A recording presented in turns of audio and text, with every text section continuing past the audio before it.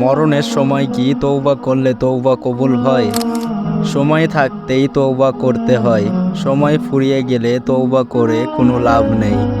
সারা জীবন কুফরির মাঝে ডুবে থেকে মরণের সময় ঈমান আনলে ঈমান কবুল করা হয় না। আর সুস্থ থাকা অবস্থায় তওবা না করলে মরণ শ্বাস উধাও।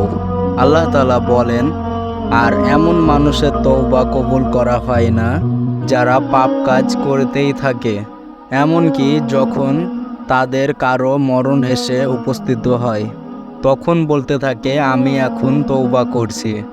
আর যারা কুফরি অবস্থায় মারা যায় তাদেরও তওবা কবুল করা হয় না। তাদের জন্য প্রস্তুত করে রেখেছে যন্ত্রণাদায়ক শাস্তি। আয়াত দ্বারা বোঝা গেল যে পাপের জন্য মানুষ তওবা করে, সে পাপের মধ্যে বহাল থাকে। সেই পাপের মধ্যে বহাল থাকা অবস্থায় মানুষের তওবা কবুল করা হয় না। তওবা করার পদ্ধতি হচ্ছে: ১. পাপ স্বীকার করে অনুতপ্ত হওয়া। ২. আর কোনো দিন পাপ না করা। আল্লাহ তাআলা আমাদের সবাইকে কুফরি এই ধরনের পাপ থেকে বাঁচার তৌফিক দান করুন।